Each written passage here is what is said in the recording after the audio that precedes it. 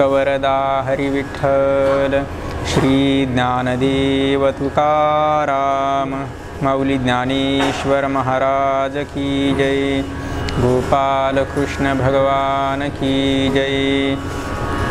या कुंदेन्दु तुषारहार धवला, या शुभ्रवस्त्रावृता, या वीणावरदण्डमण्डितकरा, या श्वेतपद्मासना, या ब्रह्माच्युतशङ्करप्रभृतिभिर्देवैः सदा वन्दिता, सा मां पातु सरस्वती भगवती निःशेषजाड्यापहा।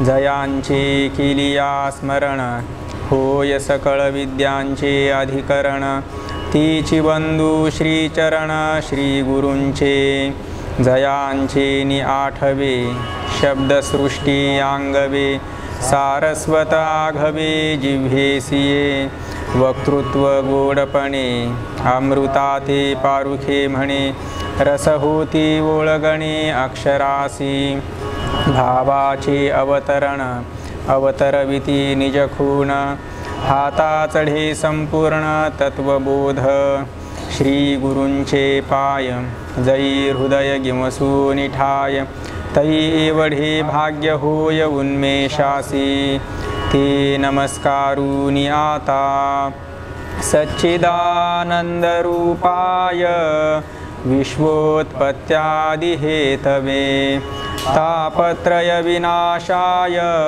श्रीकृष्णाय वयं नुमः।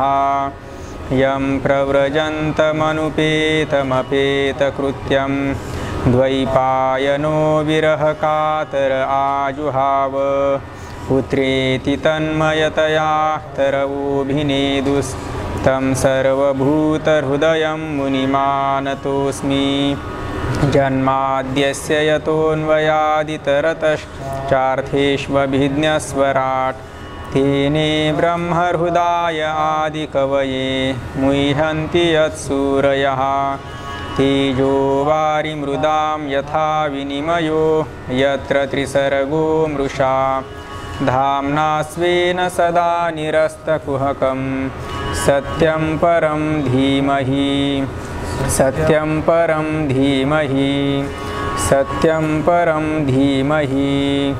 श्वेतपद्मासना देवी श्वेतपुष्पोपशोभिता, श्वेतांबरधरा नित्या श्वेतगन्धानुलेपना, श्वेताक्षसूत्रहस्ता च श्वेतचन्दनचर्चिता, श्वेतवीणाधरा शुभ्रा श्वेतालङ्कारभूषिता, वन्दिता सिद्धगन्धर्वैरर्चिता सुरदानवैः, पूजिता मुनिभिः सर्वैर्ऋषिभिस्तूयते सदा, स्तोत्रेणानेन तां देवीं जगद्धात्रीं सरस्वतीं, ये स्तुवन्ति त्रिसन्ध्यायां सर्वा विद्या लभन्ति ते। वंशी विभूषितकरान्नवनीरदाभात्, पीताम्बरादरुणबिम्बफलाधरोष्ठात्, पूर्णेन्दुसुन्दरमुखादरविन्दनेत्रात्, कृष्णात् परं किमपि तत्त्वमहं न जाने। श्रीगणेशाय नमः, श्रीसरस्वत्यै नमः, श्रीविठ्ठलाय नमः, श्रीमातापितृभ्यां नमः, श्रीगुरुभ्यो नमः। ॐ नमो भगवते वासुदेवाय। रामकृष्ण हरि, रामकृष्ण हरि, रामकृष्ण हरि। रूपपाहतालोचनी, रूपपाहतालोचनी, सुख झाले वो साजनी, सुख झाले वो साजनी, तोहा विठ्ठल बरवा तुहा विठ्ठल बरवा तुहा माधव बरवा तुहा माधव बरवा तुहा विठ्ठल बरवा तुहा विठ्ठल बरवा बहुता सुकृताची जोडी म्हणून विठ्ठली आवडी म्हणून विठ्ठली आवडी तुहा विठ्ठल बरवा तुहा विठ्ठल बरवा तुहा माधव बरवा तुहा माधव बरवा तुहा विठ्ठल बरवा तुहा विठ्ठल बरवा सर्व सुखाचे आगर सर्व सुखाचे आगर बाप रखुमा देवीवर बाप रखुमा देवीवर तुहा विठ्ठल बरवा तुहा विठ्ठल बरवा तुहा माधव बरवा तुहा माधव बरवा तुहा विठ्ठल बरवा तुहा विठ्ठल बरवा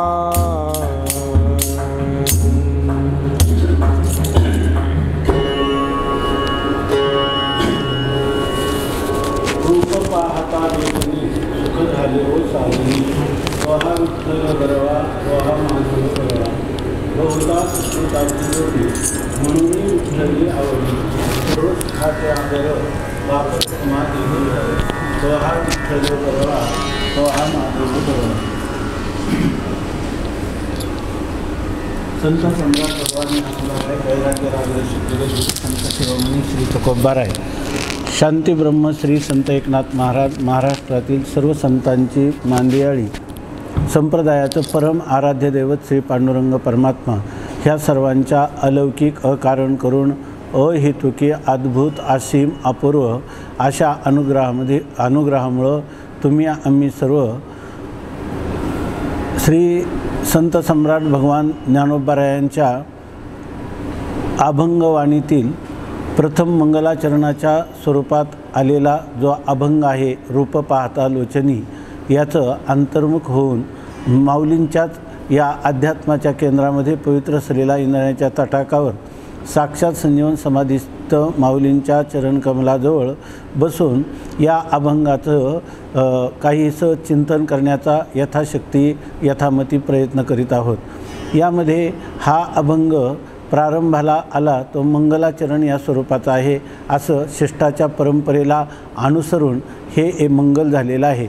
यामध्ये परमात्म्याच्या रूपाचं वर्णन केलेलं आहे, स्वरूपाचं वर्णन केलेलं आहे। त्या परमात्म्याचं स्वरूप सांगताना ज्ञानोबारायांचं संपूर्ण गाथेचं उपक्रम उपसंहारादी षड्लिंगपूर्वक चिंतन केला असताना त्यातून निष्पन्न होणारे जे अर्थ जे पूर्वपरंपरेने शिष्टांनी आपल्या पूर्वसुरींनी कथन करून आपल्याला जे जे काही आपल्या बुद्धीच्या चाळणीमध्ये राहिलेले आहेत त्या रूपाने आपण थोडंसं चिंतन करण्याचा प्रयत्न करीत आहोत। यामध्ये ज्ञानोबारायांना अभिप्रेत असणारं जी उपासना आहे त्या आपल्या इष्टदेवतेचं वर्णन करत असताना त्याच्या सगुण स्वरूपाचा आणि निर्गुण स्वरूपाचं वर्णन केलेलं आहे. पुढचे अभंग संपूर्ण हे प्रकरण आहे रूपवर्णन करणारं. पण रूपवर्णन कोणतं तर सगुण आणि निर्गुण दोन्ही रूपांचं वर्णन ज्ञानोबरायांनी केलेलं आहे.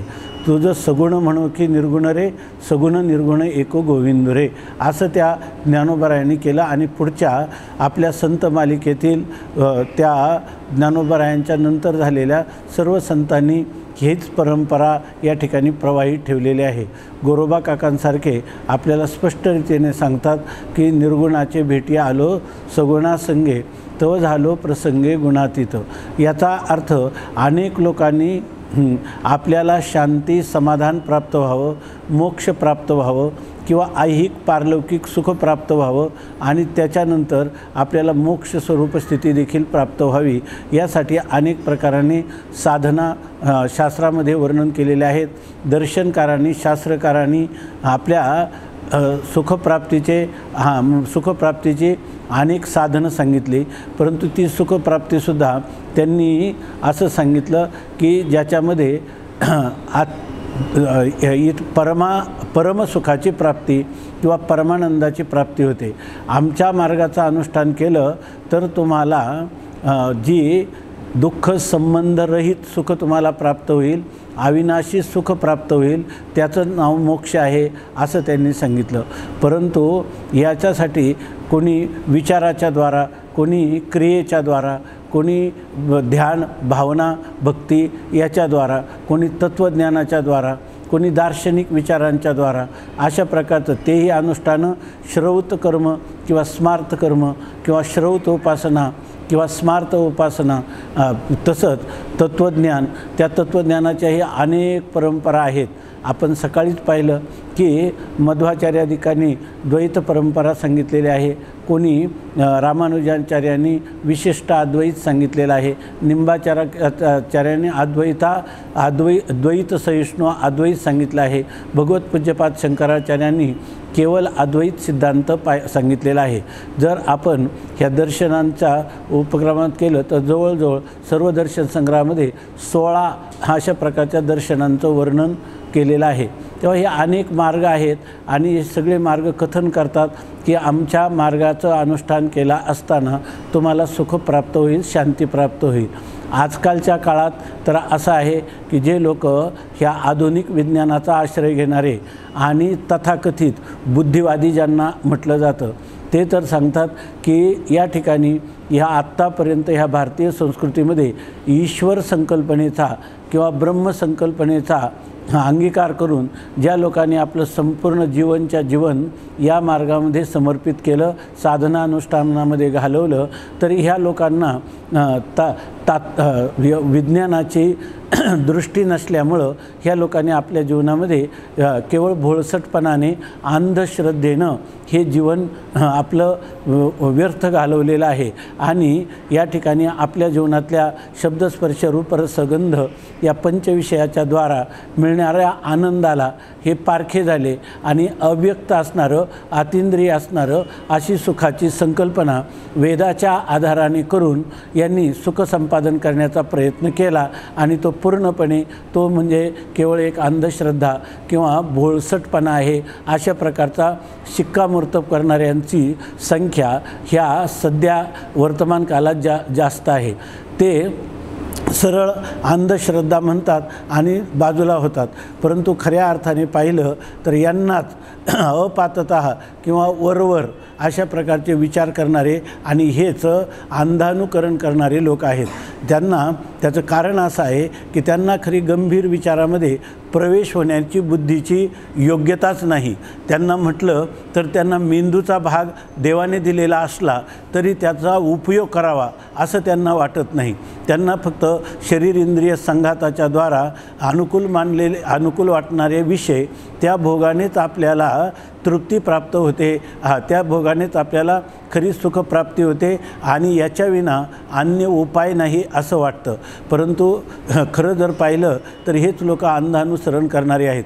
कारण बुद्धिवादाच्या द्वारा जरी त्यांना अनेक प्रकारच्या प्रक्रियेनं किंवा आपल्या विज्ञानाच्या सिद्धांताने त्यांनी सुखशांतीचा प्रयत्न केला, तरी आत्तापर्यंत खऱ्या अर्थाने आपल्या मनाशी प्रामाणिक असणारा एकही संशोधक विज्ञानामधला त्याच्यामध्ये यशस्वी झालेला नाही. ही वस्तुस्थिती असतानाही तुम्ही आम्ही थोड्याशा कुठल्या तरी पदव्या विज्ञानातल्या घेतो आणि त्याच्या अनुसार लगेच आपण ह्या ठिकाणी भगवान, परमात्मा, आत्मा, ईश्वर ह्या केवळ केलेल्या कल्पना आहेत असं म्हणतो.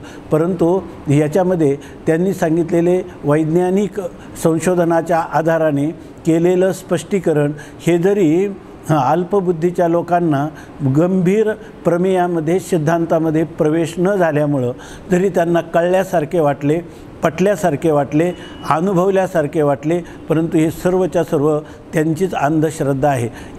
याचं कारण असं आहे की त्यांनी केलेले हिशेब हे अंकगणितासारखे आहेत, परंतु अंकगणिताचा हिशेब आणि आपलं प्रत्यक्ष जीवन यांचा मेळ त्यांना समजलेला नाही, बसलेला नाही. याच्यासाठी एक उदाहरण देतात की त्या उदाहरणामध्ये असं सांगितलं, एकदा एका शाळेमध्ये एक शिक्षिका मुलांना काही अंकगणित शिकवत होती आणि मुलांना कळलं की नाही म्हणून तिने एक प्रात्यक्षिक करण्यासाठी मुलांना त्या गणिताचं एक गणित सांगितलं. तिनं सांगितलं, समजा माझ्याजवळ 12 मेंढ्या आहेत आणि त्याच्यापैकी 6 मेंढ्या ह्या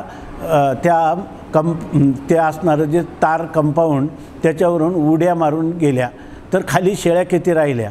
तेव्हा सगळ्या मुलांनी उत्तर दिलं की 12 शेळ्यामधल्या 6 शेळ्या गेल्या, म्हणजे खाली 6 शेळ्या राहिल्या. आपल्यालाही असं वाटतं की नाही हे उत्तर बरोबर आहे. परंतु एक शेतकऱ्याचा मुलगा होता, त्याला विचारलं की ह्या 12 शेळ्यामधून 6 शेळ्या गेल्या तर किती राहिल्या? त्यांनी सांगितलं एकही राहिली नाही. कारण त्यांनी सांगितलं तुमचं गणित बरोबर आहे, परंतु मी शेतकऱ्याचा मुलगा आहे, मेंढ्यांचा स्वभाव मला माहीत आहे. मला एका मेंढीनं उडी मारली की सगळ्या मेंढ्या उड्या मारतात. इथं तर 6 मेंढ्या गेल्या म्हणजे एकही मेंढी राहण्याची सुतराम शक्यता नाही. अशा प्रकारची तिथे गणिताने पाहिलं तर हे हिशेब बराबर आहे की नाही, आणि अनुभवाच्या दृष्टीनं पाहिलं तर या ठिकाणी छोकरा डुबता आहे, हा संपूर्ण हिशेब चुकीचा असतो.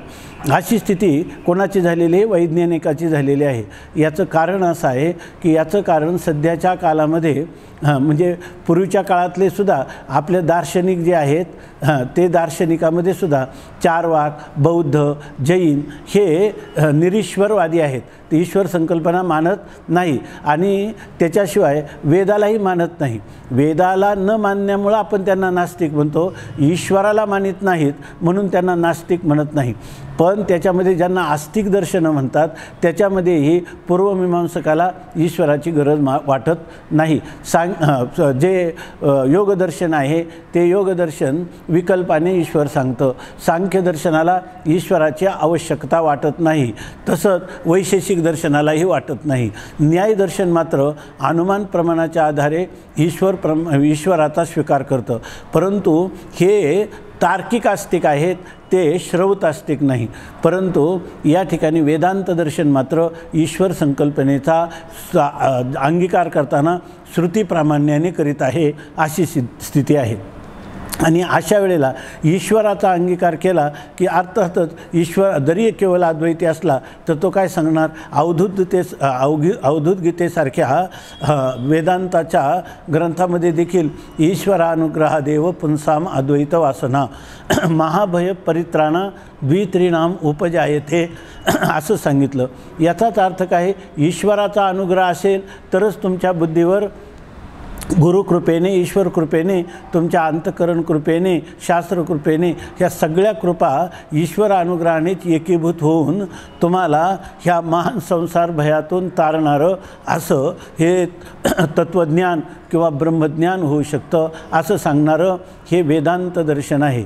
बघा या ठिकाणी जे काही आस्तिक दर्शनकार आहेत तर त्यांच्याविषयीचं ते इतका उच्च विचार करणारे आहेत तरी त्यांची सर्व मतं खंडित आहेत. ज्या लोकांनी ईश्वर संकल्पना मानली नाही तर त्यांची सर्वांची मतं खंडित आहे आणि त्यांनी जरी विचाराने मोक्ष होईल असं सांगितलं असेल, नैयायिकांनी सांगितलं असेल तत्त्वज्ञानाने मोक्ष होतो, सांख्यानी प्रकृती पुरुषांनी मोक्ष होतो, किंवा योगांनी सांगितलं असेल की अंतःकरण वृत्ती या ठिकाणी अधिष्ठानात लीन केल्याने मोक्ष प्राप्त होतो, तरी सर्व विचार खंडित आहेत. अशा प्रकारची स्थिती आहे. बारकाईनं जर विचार केला तर आपल्याला हे जे चार्वाक दर्शन आहे हे आपल्या हिंदू संस्कृतीमधील चार्वाक, बौद्ध, जैन ही नास्तिक दर्शन असूनही आपण याचा विचार करतो, कारण त्यांच्या ठिकाणी बुद्धीची सूक्ष्मता आहे. प्रत्यक्ष ज्ञानाला प्रामाण्य देऊन किंवा अनुमान प्रमाणाला प्रामाण्य देऊन त्या ठिकाणी त्यांनी अत्यंत गंभीर विचार करण्याचा प्रयत्न केलेला आहे. तरीसुद्धा जर आपल्याला खऱ्या अर्थाने वेदांत दर्शनाने जर आपल्याला यथार्थ आत्मानुभूती आली तर ह्या सर्वांचं सामंजस्य आपल्या संस्कृतीमध्ये मानलेलं आहे. परंतु या ठिकाणी जे आधुनिक कालामध्ये तथाकथित फक्त त्यांना बुद्धिवादी, विद्वान असं म्हटलं जातं, यांची स्थिती मात्र 6 मेंढ्या गेल्यानंतर 6 मेंढ्या राहिल्या असं म्हणणं हे जसं वेडेपणाचं आहे, तशाच प्रकाराने त्यांच्या बुद्धीची कुवत हीच मुळात कमी आहे. साधारणप्रमाणे जडवादाचा त्यांनी अंगीकार केलेला आहे आणि जडवाद हा तर्काच्या कसोटीवर, श्रुतीच्या कसोटीवर, अनुभवाच्या कसोटीवर कुठंही सिद्ध होत नाही. अगदी बौद्ध मत इतकं तार्किक आहे, इतक्यात तर्ककुशल आहे, तरीसुद्धा त्यांना बाहेर ईश्वर पण मानत नाही, वेद पण मानत नाही, पण कर्माचा सिद्धांत मात्र मानतात. ते आत्म्याला देखील शून्य रूप मानतात, परंतु कर्मविपाकाचा सिद्धांत मानतात.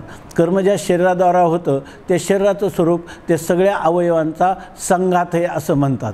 परंतु सर्व अवयव संघात जरी आले तर सर्व शून्यांमध्ये त्या ठिकाणी कर्म कुठं राहिलं, आणि कर्माचं फल भोगण्यासाठी त्या मनुष्याला पुन्हा पुन्हा जे जन्ममरण जन्माला प्राप्त व्हावं लागतं, किंवा त्याच्या जीवनात होणारी सुखदुःख जीवाला ही त्याच्या कर्माने प्राप्त होतात अशी गोष्ट जेव्हा मानतात तेव्हा त्यांचं काय होतं, त्याला म्हणतो पूर्वापर विरोध दोष त्यांच्या ठिकाणी येतो. आणि म्हणायचं झालं तर मे मुखे जिव्हा नास्ती असा कोणता दोष आहे,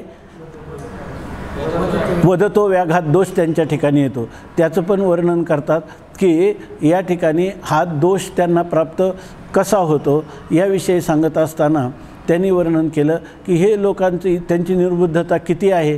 तर त्या ठिकाणी काही लोक असे आहेत की जे म्हणतात की आम्हाला, त्यांना म्हणतात अरे तुला डोक्याचा पत्ता आहे की नाही, आपण असं म्हणतो, म्हणजे याचा अर्थ तुला मेंदू आहे की नाही, म्हणजे तू मेंदूने काही विचार करतो की नाही.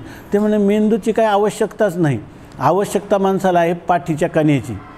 पाठीचा कणा असला म्हणजे पुरे, मेंदूची आवश्यकता, मेरुदंड पुरे, त्या ठिकाणी मस्तिष्काची आवश्यकता नाही. त्या प्रकाराने हे जे विचार करणारे लोक आहेत त्यांची ही स्थिती अशा प्रकारची झालेली आहे. ते एकदा म्हणतात की क्षणिकम क्षणिकम शून्यम शून्यम स्वलक्षणम स्वलक्षणम, आणि पुन्हा कर्माचा, मागच्या जन्मातल्या कर्माचा पुढच्या जीवनातील भोगाशी संबंध आहे असं मानतात. वास्तविक क्षणिकम क्षणिकम म्हटलं तर मागच्याचा पुढच्याशी संबंध लागणार नाही, परंतु ते मात्र विधान मात्र करतात. याविषयी ते किती भ्रमात आहे याच्याविषयीचं एक स्वामी यतीश्वरानंदांनी उदाहरण दिलं. एक आजोबा होते, त्यांची एक चमचम करणारी अशी कुऱ्हाड होती, आणि त्या कुऱ्हाडीचा त्यांना अभिमान होता की वयाच्या 20व्यापासून तीच कुऱ्हाड मी वयाच्या 80 वर्षापर्यंत केलेली आहे, तरी तशीच चमचम करते. मग त्यांनी सांगितलं की त्यांच्या नातवाला त्यांनी सांगितलं ही 60 वर्ष मी तीच कुऱ्हाड योजलेली आहे. कोणते? ते म्हणे फक्त हिचा 8 वेळा दांडा बदलला आणि त्या कुऱ्हाडीचं पातं 6 वेळा बदललेलं आहे.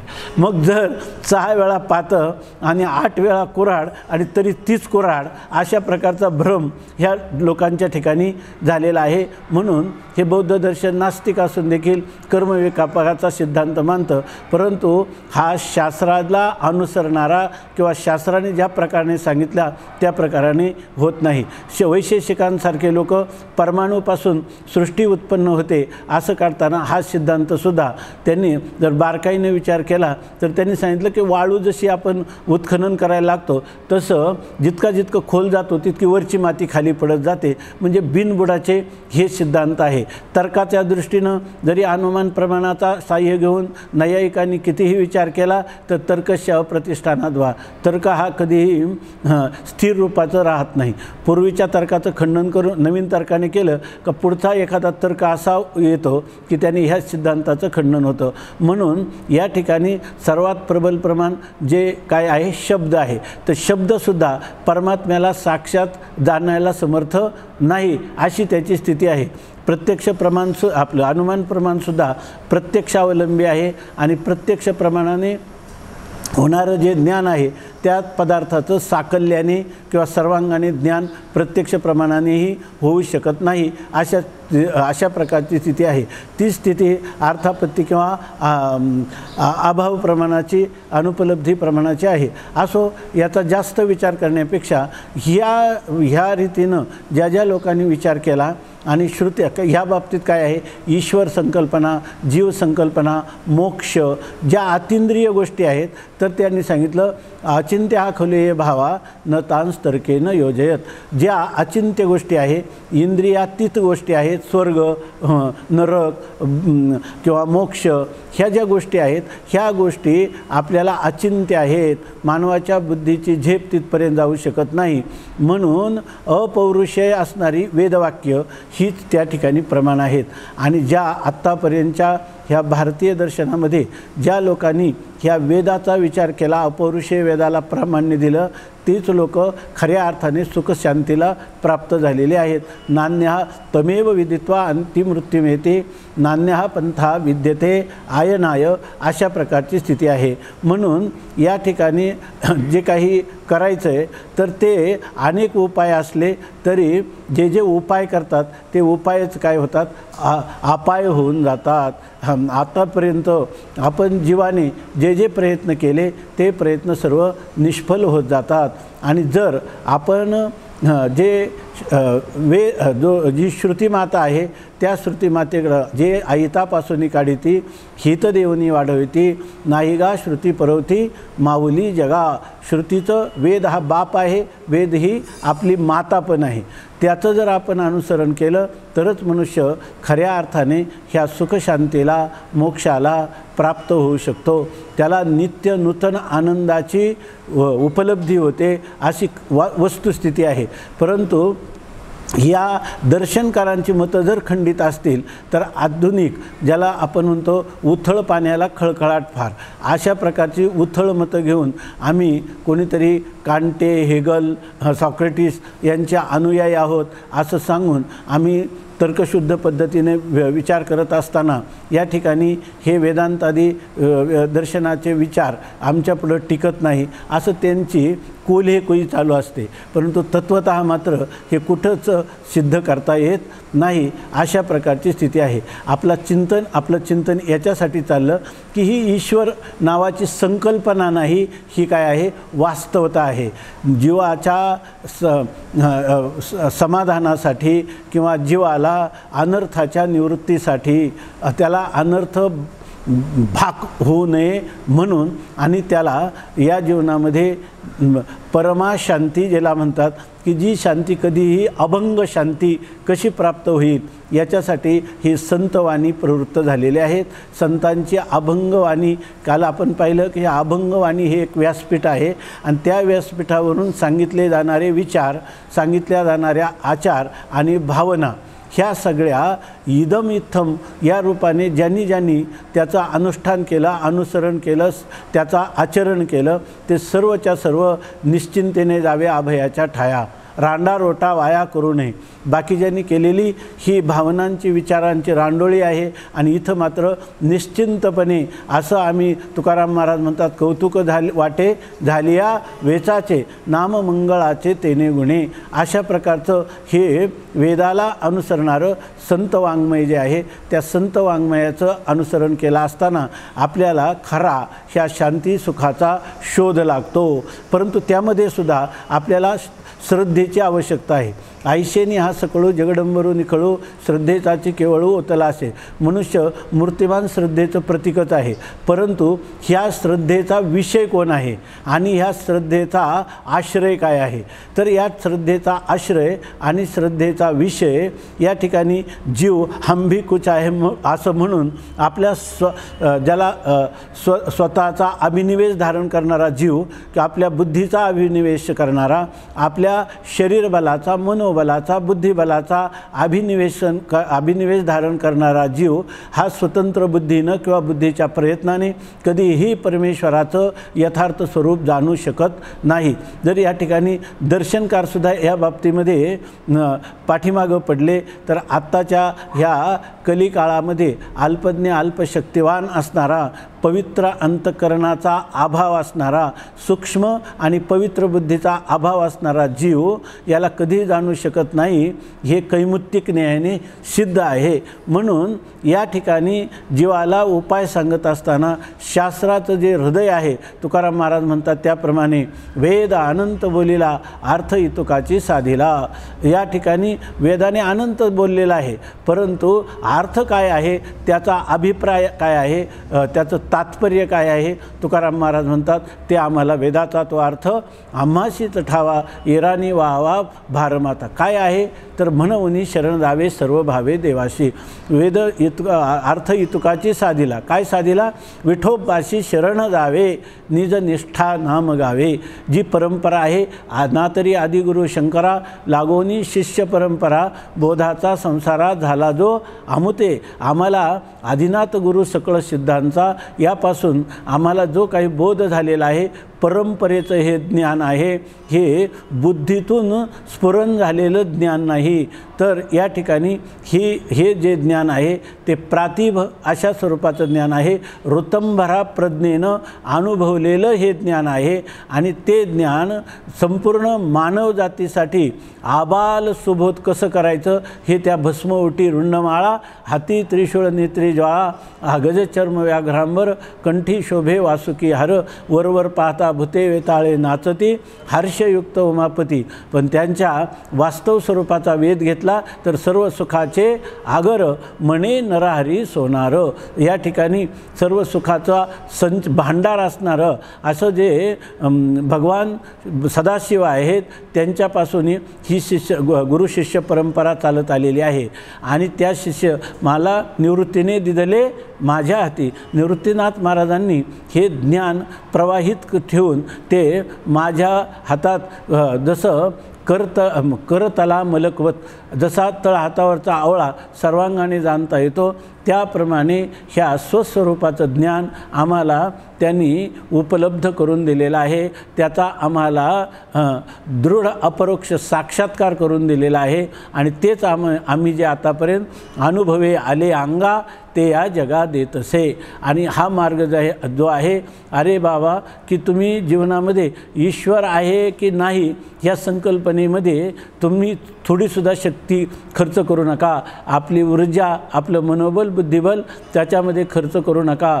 जसे आपल्या वडिलांच्या बाबतीत आपली आईप्रमाणे आहे त्याप्रमाणे ह्या परमात्म सिद्धी, नंतर परमात्म प्राप्तीची साधना आणि परमात्म प्राप्तीची साधना करत असताना साध्यापर्यंत होणारा साध्य साधन नियत संबंध ह्या वेदानेच मुळात प्रतिपादन केलेला आहे, संतांनी अनुभवलेला आहे. त्याचं तुम्ही वेदमार्गे मुनी गेले त्याची मार्गे चालिलो, नकळे विषयांधा म्हणून उघड बोलिलो. या चालता धनुर्धरा तरंगाकारी हरपलो, ज्ञानदेव निवृत्तीचा द्वैत सर्व निरसलो. अशी आमची अनुभूती आहे, त्याचंच तुम्ही अनुसरण करा.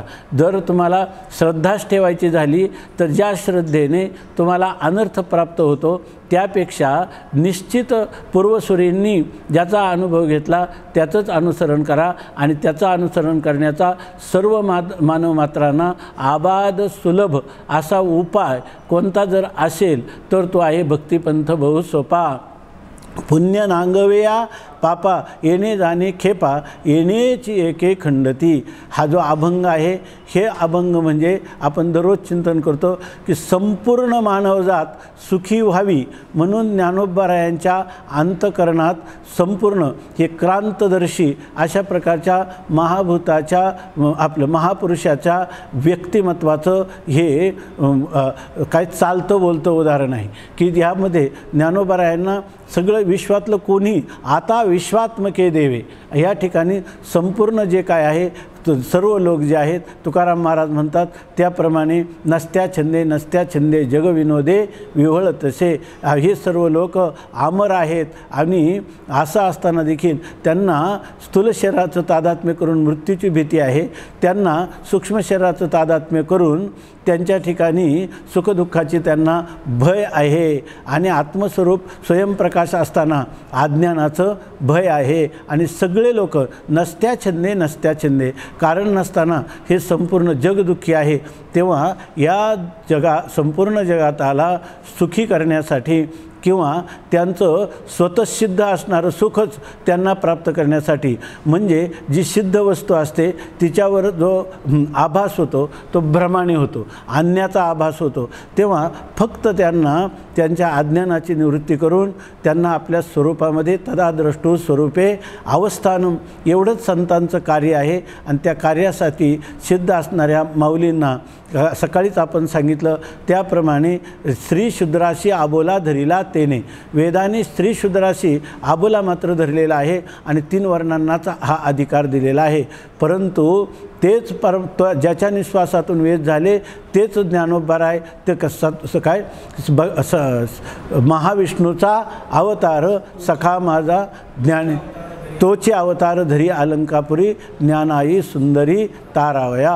त्या रीतीनं ज्ञानोबाराय आलेले आहेत. आज ज्ञानोबारायांच्या समोर संपूर्ण मानवजात आहे आणि त्या मानवजातीला सुखी करण्याचा आणि तेही लोकांनी काय न करी भोग न करी त्याग, ज्यांना भोगाची आसक्तीही सुटली नाही आणि त्याग जो जीवनामध्ये तोही आला नाही. कोणी त्यागी आहेत, कोणी भोगी आहेत, कोणाला या ठिकाणी भोग आणि त्याग ह्या दोन्ही द्वंद्वाच्या मध्येच जे लटकलेले आहेत त्रिशंकूसारखे. परंतु कोणीही असो यारे यारे लहान थोर याती भलते नारी नर करावा विचार न लगे चिंता कवनाशी. म्हणून ज्ञानोबाराय सांगणार आहेत की या ठिकाणी काय आहे की एक अभंग आहे सगळेच्या सगळे जे ते नाही अभंगच आहे की ह्याच्यामध्ये हे जे सर्व प्रकारचे लोक आहे जे ऋषी गाते श्रोते आणि पाहते चतुर विनोदी दुश्चिते सोहम भावे पूर्ण ज्ञाते या सकळाते विनवनी करा विठ्ठल स्मरण. नामरूपी अनुसंधान दावोनी भक्ता भवलक्षण जानोनी भक्ता भवलक्षण जघन प्रमाण दावितो. या ठिकाणी तुम्हाला हा जो संसार सागर आहे तुम्ही या ठिकाणी तरुण जाण्याचा प्रयत्न करीत आहात, पण तुम्हाला सांगतो हा भवसागर दुस्तर नाही. आम्ही जरी म्हणत असलो संसार सिंधू हा दुस्तर नुलंघेवे उल्लंघिता पार बहुत वाहविले दूर न लगे तीर पैल थडी अशी याचे वर्णन जरी असलं म्हणून रुसलो संसारा सर्प हा विखार पांढरा तुझशी अंतर रे दातारा या दावेदारानिमित्त येणे मज भोगविल्या खानी नसता छंद लाविला मनी माजलो मी माझे भ्रमणी झाली बोडणी विटंबना. अशी जरी स्थिती असली तर हा संसार जो आहे तर तुम्ही जसं एखाद्या मनुष्याला जर गाईचं जे खूर आहे त्या खुरामध्ये साचलेलं पाणी त्याचं उल्लंघन करायला जसं काही शक्ती खर्च पडत नाही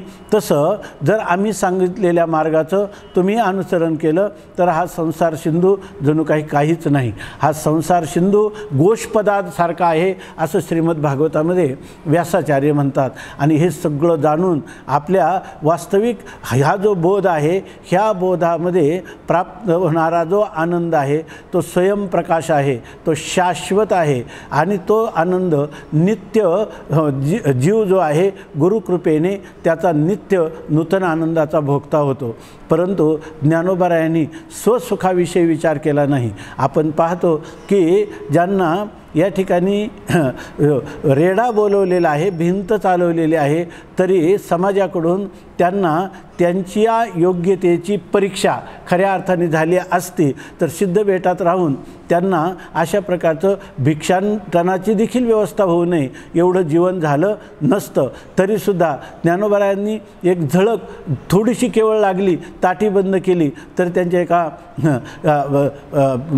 भगिनीनं मुक्ताबाईंनी त्यांना ताटी उघडा ज्ञानेश्वरा. का तर हे विश्व जे आहे सगळं विश्वरागे झाले वन्नी आणि संती सुखी व्हावे पाणी, असा ज्या एका लहानशा चिमुकल्या बहिणीनं या उपदेश करून पुन्हा या जगत कल्याणाकडे प्रवृत्ती केलेली आहे. अशा प्रकारचे असणारे माऊली हे जगदोद्धाराचा उपाय सांगतात आणि त्यामुळं त्यांचं अंतःकरण जे आहे, माऊलींचं अंतःकरण हे जगाच्या दुःखाने द्रवीभूत होतं आणि त्यामुळं माऊलींनी अत्यंत विचार केला की जसं समर्थ बसतात आणि समर्थ लहानपणी आपल्या वाड्यामध्ये भिंतीकडं तोंड करून अंधारामध्ये बसायचे. आईनं विचारलं तुम्ही काय करता, तर त्यांनी सांगितलं चिंता करीतो विश्वाची.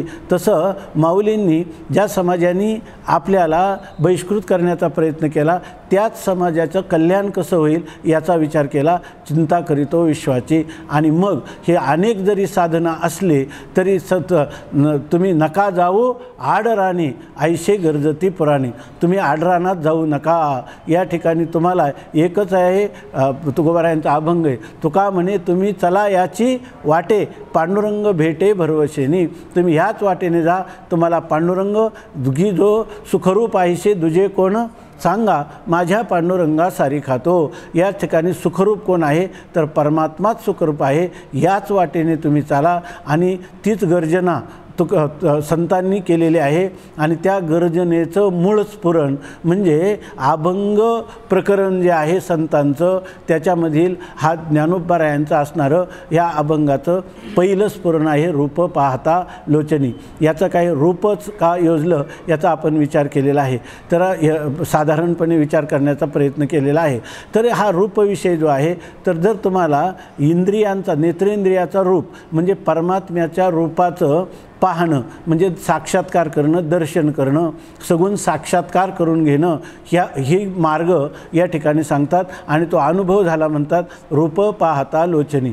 याचाच अर्थ फक्त नेत्रांनीच भगवंताचं रूप पाहायचं असं नाही, तर नेत्रेंद्रिय जे आहे तर त्या नेत्रेंद्रियाचा स्वभाव असा आहे की त्या ठिकाणी ते मनावर अतिक्रमण करून मनाला ओढून हे नेत्रेंद्रिय रूपविषयाकडं आकर्षित होतं आणि त्यातही त्याच्या ठिकाणी विहित विषयांचं विहित रूपाचं दर्शन करावं याचा देखील त्याला विसर पडून जातो. ते मनाचं अनुसरण करणं किंवा मनाने बुद्धीचं अनुसरण करणं यापेक्षा ते इंद्रिय ही विषयांचं अनुसरण करू लागतात आणि हे मनोविज्ञान आहे. हे मनोविज्ञान लक्षात घेतलं म्हणजेच याचा अर्थ काय आहे, ज्ञान आता सांगितलं त्या मुलाने उत्तर काय दिलं की या ठिकाणी तुमचं अंकगणित बरोबर आहे, तुमचा हिशेब बरोबर आहे, परंतु आम्हाला याचं स्वभावाचं ज्ञान आहे. तसं या ठिकाणी ज्ञानोबारायांना सर्व विश्वाच्या मनोविज्ञानाचं यथार्थ ज्ञान आहे आणि म्हणून या असं म्हणणंसुद्धा कमीपणाचं आहे. ज्ञानोबाराय म्हणजेच ज्ञान आहेत, ज्ञानोबाराय ज्ञानी नाहीत. स्वामी महाराज सांगायचे, जर त्यांना कोणी म्हटलं की तुम्ही फार आनंदी दिसता, ते म्हणायचे मला शिव्या देता का. म्हणजे या ठिकाणी वृत्तीतल्या आनंदाने वृत्ती युक्त आनंदाने मी आनंदी तुम्हाला वाटतो का, का मी मूळचाच आनंद घन मी आहे. तसंच ज्ञानोबाराय म्हणजे ज्ञानच आहे. ज्यांचं एवढं सामर्थ्य आहे की ज्ञानदेव म्हणता ज्ञानदेव देतो, वासुदेवची होतो अखंड वदनी वदेतो, असं ज्ञानोबारायांचं सामर्थ्य आहे. आणि त्या ज्ञानोबारायांनी या ठिकाणी सर्व विश्वाचं कल्याणाचं चिंतन करून त्याच्यामध्ये सगुण भक्तीचा पुरस्कार केलेला आहे आणि लोकसंग्रहासाठी, जीवनमुक्तीच्या विलक्षण सुखासाठी आणि मोक्षासाठी सर्वांसाठी उपयुक्त साधन जर कोणतं असेल तर परमप्रीतीपूर्वक केलेली सगुण साकार परमात्म्याची भक्ती, जी साधक दशेतही आणि सिद्ध दशेतही जी भक्ती जीवाला मोक्षप्राप्तीही करून देते आणि मोक्षप्राप्ती जीवनमुक्ती प्राप्त झाल्यानंतर जीवनमुक्तीचं सुखही प्राप्त करून देते। आणि जी भक्ती साधक जीवनात मुमुक्षूसाठी अंतःकरण शुद्धी, अंतःकरण स्थिरता,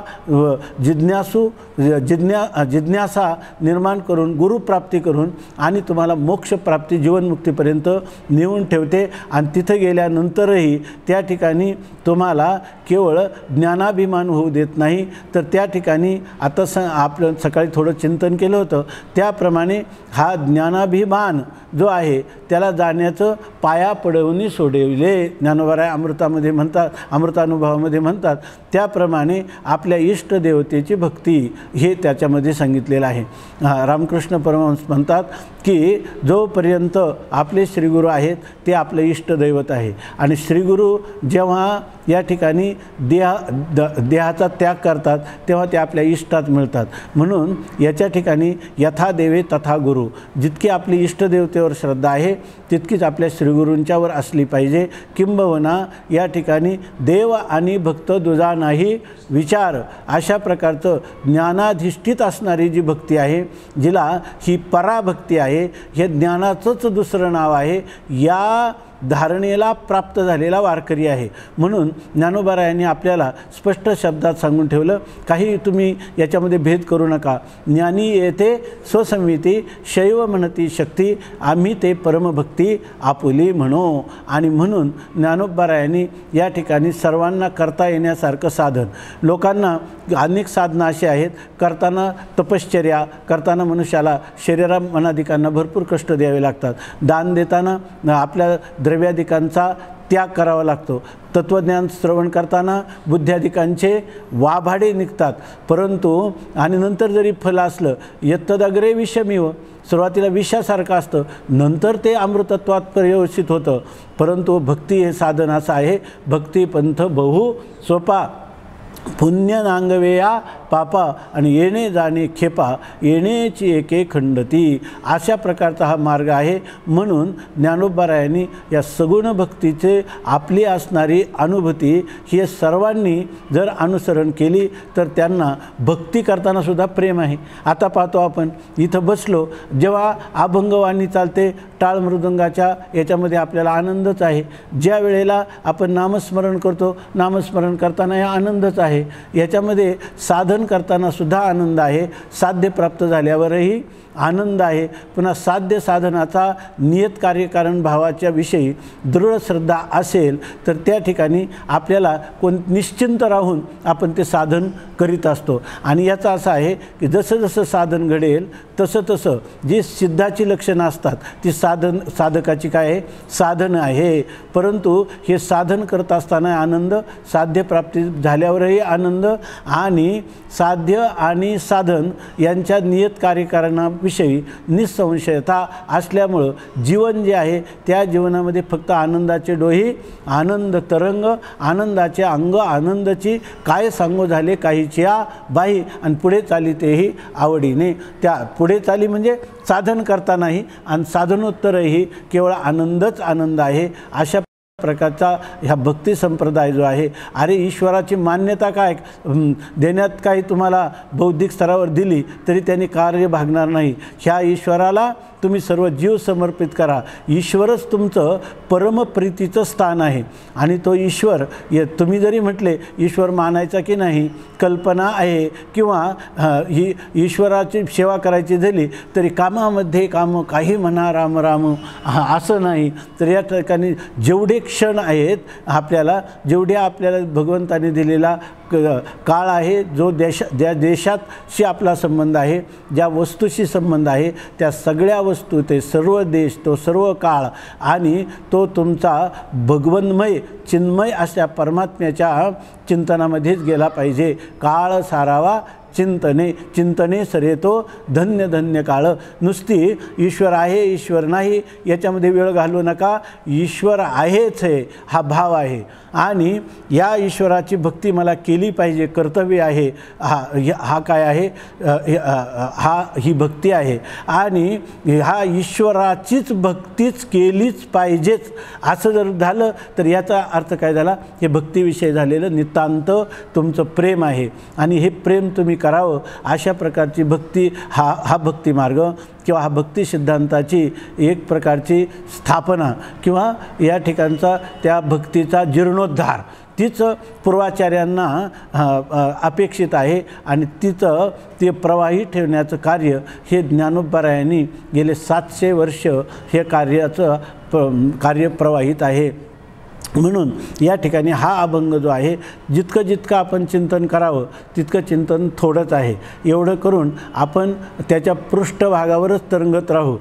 फक्त निदान किमान ह्या शब्दांच्या सेवेच्या द्वारा त्याच्या गंभीर स्तरामध्ये आपला प्रवेश व्हावा असे आपण या ठिकाणी कामना करायची आणि लढिवाळपणाने माऊलीचं आजान बालक म्हणून त्यांच्यासमोर ह्या अशा प्रकारची याला सेवासुद्धा म्हणता येत नाही असे हे जे काही शब्द आहे त्या शब्दाशी झटे करायचे आणि त्या जे काही प्रचलित अर्थ आहेत पूर्वसूर्यांनी सांगितलेले थोडे बहुत जे आपल्या बुद्धीवर आरूढ झालेले आहेत, बुद्धीच्या चाळणीतून गळून जे राहिलेले आहेत तर त्याचा थोडासा वेध घेण्याचा प्रयत्न करायचा.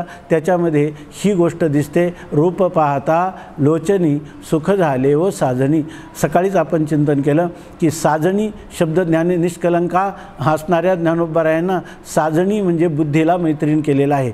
थोडक्यात काय, तुमच्या जीवनामध्ये जर तुम्हाला मोक्ष प्राप्त करायचा असेल, सुखोपभोग पाहिजे असेल, सुखरूपता पाहिजे असेल, सुखरूपतेबरोबर तुम्हाला जर सकाळी सांगितल्याप्रमाणे भक्त्यर्थम कल्पितम द्वैतम अद्वैतादपि सुंदरम, भक्तीसाठी केलेलं द्वैत हे अद्वैतापेक्षाही श्रेष्ठ आहे. ही अनुभूती जर कोणाला घ्यायची असेल तर त्याला हाच मार्ग आहे की त्यांनी सगुणाची भक्ती करावी. आता शिवाय निष्कंकपणाने सगुणाची भक्ती केली असताना गोरोबा काकांचा अनुभव सांगितला की निर्गुणाची जी तुम्हाला निर्गुणाची उपासना किंवा निर्गुणाचं यथार्थ ज्ञान होण्यासाठी सगुण जे आहे ते सगुणच आपल्याला निर्गुणामध्ये नेतं. खरं पाहिलं तर सर्वच परमात्मा आहे, सगुण परमात्मा आहे, निर्गुण परमात्मा नाही किंवा निर्गुण परमात्मा आहे आणि सगुण नाही असं नाही. सगुण निर्गुण एको गोविंद रे, तो सर्व परमात्माच आहे, खरी वस्तुस्थिती आहे या ठिकाणी. म्हणून हाच ज्ञानोबारायांनी जेव्हा संत एकांती बैसले सर्व सिद्धांत शोधिले, हे जे विशेष करून आपल्या ह्या संत वाङ्मयामध्ये ज्ञानोबारायांच्या समकालीन असणाऱ्या संतांचे मांदियाळीचे अभंग पाहिले तर त्यांना ज्ञानोबारायांविषयी जनाबाईंना किती प्रेम आहे, सोयराबाईंना, नामदेवरायांना, ह्या जे संत गोरोबा काका, सावता महाराज ही एक अशी या प्रकारची ईश्वरी सत्तेत एक अधिकारी कुटीतल्या पुरुषांना वैकुंठावरून भगवंतानी ह्या महाराष्ट्र प्रांतात, आज सगळा भारत आहे त्याच्यामध्ये म्हणजे ज्ञानामध्ये रम्मान होणारा असा हा देश आहे. परंतु त्याच्यामध्ये महाराष्ट्र काय, भारतात म्हटलं एक प्रांत म्हणजे हा महाराष्ट्र आहे. मग त्याला महाराष्ट्र नाव कसं काय दिलं? त्याचं कारण असं आहे की महाराष्ट्र हेच नाव उचित आहे कारण महान संत ह्याच राष्ट्रामध्ये ह्याच प्रांतामध्ये झाले आणि त्या ठिकाणी त्यांनी राजरू धातूचा अर्थ सुशोभित होणं, तळपणं, चमकणं, सुशोभित होणं, सगळ्यांना तेजाने संपन्न करणं, अशा प्रकारचे खरे संत जे आहेत ह्या अधिक प्रमाणात ह्या संतांची मांदियाळी ह्या महाराष्ट्रामध्ये या ठिकाणी साधारणतः 12व्या-13व्या शतकामध्ये झालेली आहे आणि त्यामुळं त्या काळातले विचार जे आहेत ते ज्ञानोबारायांनी सर्व समाजाचं अवलोकन केलं आणि या ठिकाणी हा भक्तिपंथ जो आहे, भक्तिमार्ग जो आहे त्या भक्तिमार्गाचा पुरस्कार केला आणि त्याचा प्रारंभ कुठून करायचा तर सगुण भक्तीपासून करावा. म्हणजे निश्चिंतीनं तुम्ही ह्या निर्गुणाचं ज्ञान, सगुणाचं प्रेम तुमच्या जीवनामध्ये म्हणजे देह आशेपर्यंत राहील आणि देहपातानंतर तुम्हाला विदेह कैवल्याचं साम्राज्य किंवा विदेह कैवल्य तुम्हाला प्राप्त होईल, अशा प्रकारची शास्त्राला अभिप्रेत असणारी योजना निश्चितपणे प्राप्त होईल. यामध्ये भिद्यते हृदयग्रंथी छिद्यन्ते सर्वक्ष संशया क्षयन्ते चास्य कर्माणि तस्मिन् दृष्टे परावरे, असं जे सांगितलेलं आहे हे सर्व सुख तुम्हाला, सर्व सुख म्हणजे ब्रह्मसुख तुम्हाला प्राप्त होईल. आणि ब्रह्मसुख प्राप्त झाल्यानंतरही जे काही देह नावाचा किंवा अंतःकरण नावाचा उपाधी आहे तोपर्यंत अज्ञान जरी निवृत्त झालं तरीसुद्धा जे अज्ञानकार्य देह तो प्रारब्ध लेशाच्या रूपाने राहिला तरीसुद्धा तुमच्या सुखात कोणतीही उणीव येणार नाही. अशा प्रकारची जी युक्ती आहे ती युक्ती ज्ञानोबरायांनी सांगून ठेवली. तुका म्हणे नेणो युक्तीची ते खोली आणि म्हणून ठेविली पायी डोई, असं ज्यांचा अधिकार आहे ते ज्ञानोबराय आहे. आताच्या काळात जर पाहिलं ना तर विचार जर केला ना, सगळे लोकांना सुखाची इच्छा आहे, सगळं जग मुमुक्षु आहे असं वेदांतामध्ये अधिकाराचा विचार करत असताना सांगितलं. परंतु खऱ्या अर्थाने पाहिलं लोकांनी कोणताही विचार करू नये या काळामध्ये. कोणकोणते आता सांगितल्याप्रमाणे हेगल, कॉन्टे, ॲरिस्टॉटल, पाश्चिमात्य असणारे जे विद्वान आहेत, तत्त्वज्ञ आहेत, किंवा सुखाच्या उपायाचं संशोधन करणारे आहेत, किंवा भारतामध्येही आत्ताच्या काळात जे बुद्धिवादी आहेत किंवा पूर्वीच्या काळात असणारे जे स्मृतिग्रंथ आहेत, तुम्हाला मनुस्मृती माहीत नसू द्या, याज्ञवल्क्य स्मृती माहीत नसू द्या, तुम्हाला वेदाचं कोणत्याही प्रकारचं ज्ञान नसलं तरीसुद्धा केवळ या ठिकाणी ज्ञानोबरायांचे जे शब्द आहेत आणि तेही जेवढे आपल्याला शब्द कळतील तेवढ्याच शब्दांचं अनुसरण करायचं, त्यांच्याशीच आपला संबंध जोडायचा, त्या शब्दाच्या अर्थावरून आणि आपलं जीवन समर्पित करायचं, त्याचंच अनुष्ठान करण्यात प्रवृत्त व्हायचं. एवढ्याने तो मनुष्य एक दिवस असा म्हणेल, जन्मा आलो त्याचे आजी फल झाले साचे. माझ्या जीवनामध्ये धन्योहम धन्योहम न मे कर्तव्य विद्यते क्वचित, मला काहीच कर्तव्य राहिले नाही, मी धन्य आहे.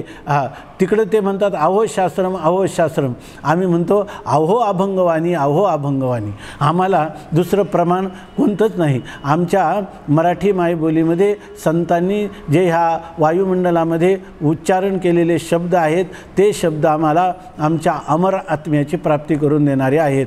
आम्हाला शाश्वत सुखाचा झरा जर कोणी या ठिकाणी प्रवाहित ठेवला असेल तर तो आमच्या संतवाणीनं ठेवला. आणि त्या संतवाणीतले विशेष असणारे महापुरुष किंवा विशेष दानशूर असे वाङ्मयीन साहित्य आपल्या हृदयात संक्रमित करणारे, अर्थासहित संक्रमित करणारे, मंत्ररूपाने मननाच्या रूपाने प्रभाव करणारे आणि उच्चाराच्या रूपाने सुद्धा तोच गीता माऊली नसे जाणे ताने, ही जशी गीतेची स्थिती आहे तसंच ह्या ज्ञानोबरायांची अभंगवाणी या गाथेमध्ये जाणं आणि ताणं याचा विचार न करणारी आणि सर्व मानवजातीला शाश्वत सुखाने समृद्ध करणारी ही वाणी आणि ह्या वाणीमध्ये कथन केलेली साधना आहे.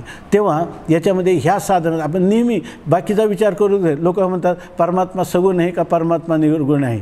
नाही, विचाराच्या प्रांतात गेलं तर सगुण परमात्म्यातल्या जी उपाधी आहेत तर ती त्रिगुणात्मक असणाऱ्या उपाधी जी आहेत ती भगवंताची शुद्ध सत्वात्मक माया असली आणि जीवाची मलिन सत्वात्मक अविद्या असली तरी त्या बाधित होणाऱ्या आहेत.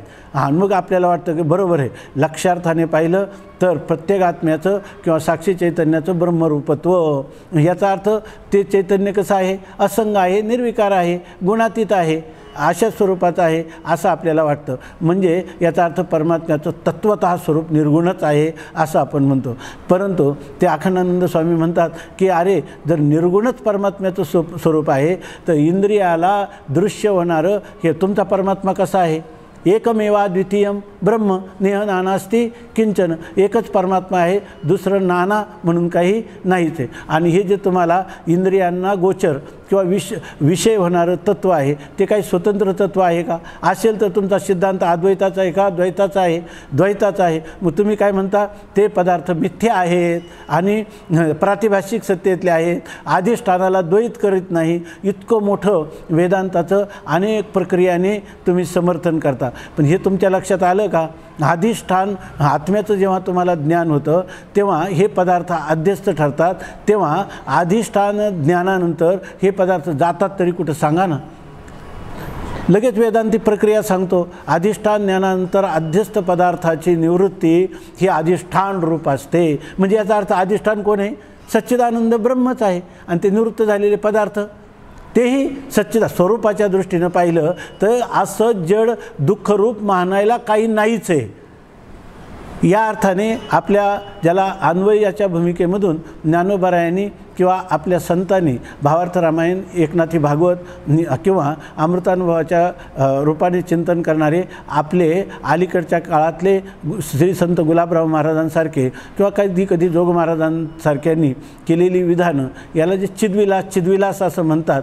याचा अर्थ चिद्विलास शब्दाचा अर्थ विवर्त जरी घेतला तरीसुद्धा सर्वत्र चैतन्यच आहे. एकम एव अद्वितीयम. याचाच अर्थ काय? स्वगत सजातीय विजातीय भेदाने विवर्जित असणारं केवळ चैतन्यच आहे की ज्या ठिकाणी आपल्याला विचार केला असताना सर्व द्वैताचा निषेध झाल्यावर निषेधावधीभूत राहणारं चैतन्य आहे.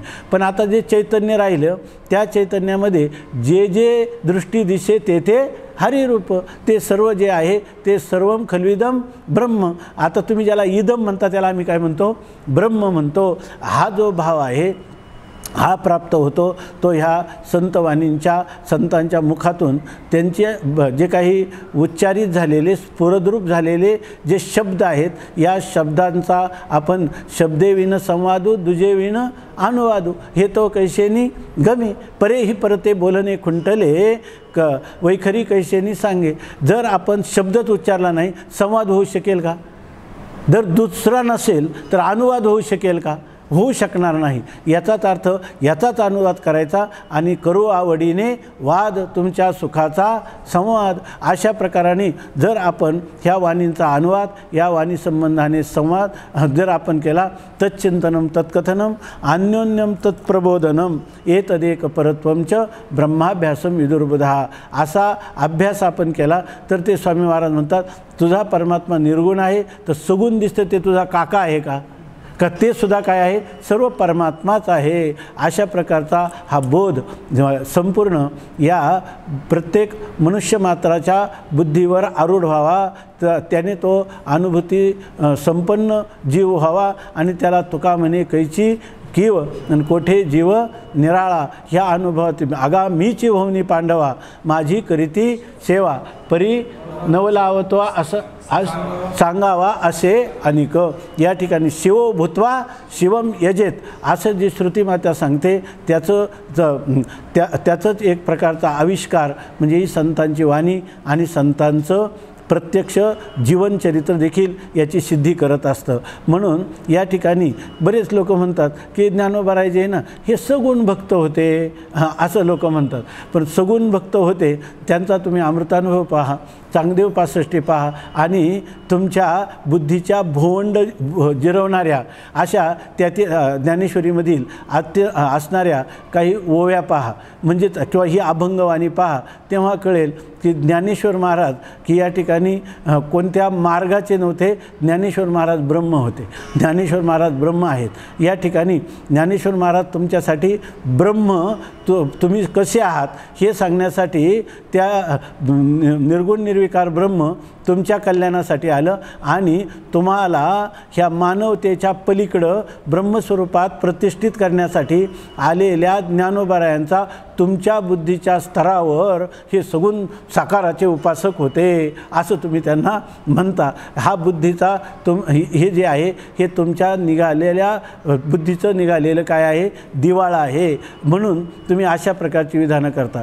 त्यापेक्षा तुम्ही असं म्हणा की माझ्या ज्ञानोबरायांनी काय सुरुवातीलाच हा अभंग रूप पाहता लोचनी सुख झाले व साजनी तो हा विठ्ठल बरवा तो हा माधव बरवा हे का म्हटले असतील.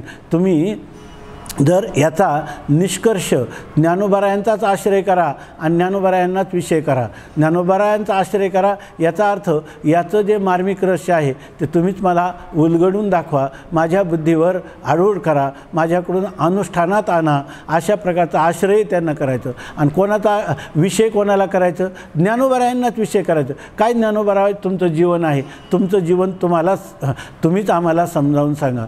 खरं काय आहे? हा सगळा विषय हा स्वसंवेद्य असल्यामुळं आपण आपल्याला जितकं जाणतो तितकं दुसऱ्याला कधीही दुसरा कोणीही आपल्याला जाणू शकत नाही. म्हणून ज्ञानोबारायांचं जीवन काय आहे, ज्ञानोबाराय जाणतात. म्हणून ज्ञानोबारायांचं तत्त्वज्ञान ज्ञानोबाराय जाणतात. आपण फक्त त्यांचाच आश्रय करायचा, त्यांनाच विषय करायचं. आणि अशा प्रकाराने जर आपण केलं तर जिथं आश्रय विषय रहित असणारं, घनीभूत असणारं सच्चिदानंद घन जे परमात्म्याचं स्वरूप आहे तेच आपलं स्वतःचं स्वरूप आहे असं ज्ञानोबाराय आपल्याला अंगुलीला धरून त्या स्वरूपामध्ये प्रतिष्ठित करतील, आपल्या स्वरूपामध्ये लीन करून घेतील. आणि याच्यासाठी ह्या तुम्ही तार्किकांचा टाका संघ आणि पांडुरंग स्मरावो ह्या तर्काचा आश्रय आपण करायचा नाही, श्रुतीप्रामाण्याचा आश्रय करायचा, महापुरुषांच्या अनुभूतीचा त्या ठिकाणी अंगीकार करायचा. आणि तर्कच करायचा झाला तर त्यांच्या अनुकूल तर्क करायचा. श्रुतिमतच तर्कोनुसंधीयताम आणि तर्क जो आहे त्या कुतर्का त्यज्यताम. कुतर्काचं काय येते दुस्तर्कात सुविरम्यताम. दुस्तर्कापासून तुम्ही दूर व्हा, कुतर्कापासून दूर व्हा आणि श्रुतिमतः श्रुतीला मान्य असणारा तर्क करा. आणि मग आत्मानु काय सुरुवात काय साधन पंचकाची सुरुवात आहे नाही. वेदो नित्यमधीयताम तदुदितम कर्मस्वनुष्ठीयताम तेने शस्यविधीयताम अपचितिः काम्ये मतिस्त्यज्यताम पापौघा परिधूयताम भवसुखे दोषोनुसंधीयताम आत्मेच्छा व्यवसीयताम निजग्रहात तूर्णम विनिर्गम्यताम. या साधन पंचकामध्ये सांगितल्याप्रमाणे सर्व जी साधना आहे ती साधना आपण करून या ठिकाणी ज्ञानेश्वर महाराजांना आपलं संपूर्ण जीवन समर्पित करून त्यांच्या शब्दाचा वेध घेतला तर अकारण करुणा वरुणालय अहेतुकी दयेनं संपन्न असणारं त्यांचं जे अंतकरण आहे की या ठिकाणी जसा ईश्वरच ज्ञानोबाराय हे ईश्वरी अवतार आहेत आपण असं म्हणतो की त्याचं कारण असं आहे ईश्वरा इतका दयाघन कोणीच नाही. का तर ईश्वर जो आहे, जे लोक नास्तिक आता आपण विचार केला जे ईश्वरच नाही म्हणतात त्यांचं पोषण कोण करतो. चाले हे शरीर कोणाचे असते, कोण बोलवी ते हरिविन, देखवी ऐकवी एक नारायण, तयाचे भजन चुकव नको. अशा प्रकारची स्थिती आहे. माणसाची देव चालवी अहंता, मीचे एक करता म्हणू नये. आपण म्हणतो ना फुटती तरुवर उष्ण काळमाशी, जीवन तयाशी कोण घाली. जडाचं चेतनाचं स्थावर जंगम या सगळ्यांना व्यापून असणारा परमात्मा आहे. काय माऊली काय सांगतात, शून्य स्थावर जंगम व्यापुनी राहिला अकळ. तुम्ही शून्य माना बौद्धासारखे, कोणी तुम्ही त्याला परमाणुप्रमाणे माना, जडवादाचा अंगीकार करा किंवा तुम्ही चेतनवादाचा अंगीकार करा, सगळ्यांमध्ये तोच परमात्मा आहे. कोणत्याही वादाचा अंगीकार करणाऱ्यामध्ये अनुष्ठित कोण आहे, एकच चैतन्य. बाप रखुमा देवरू विठ्ठलू सकळ.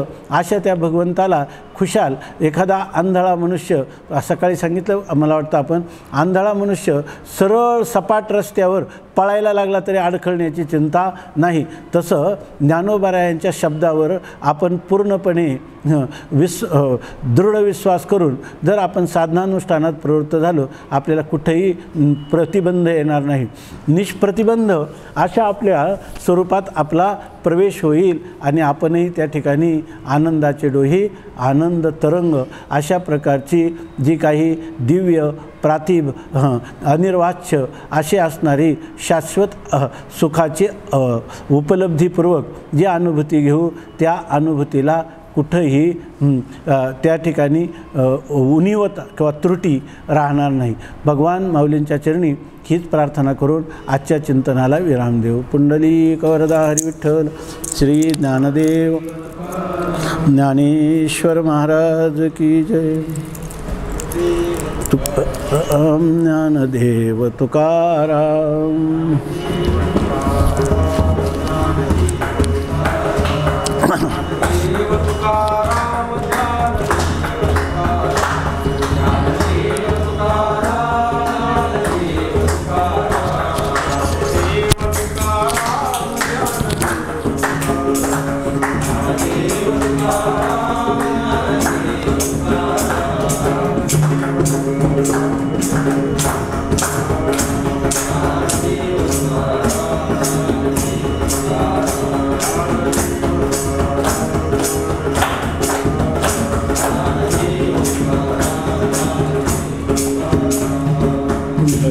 कवरदारी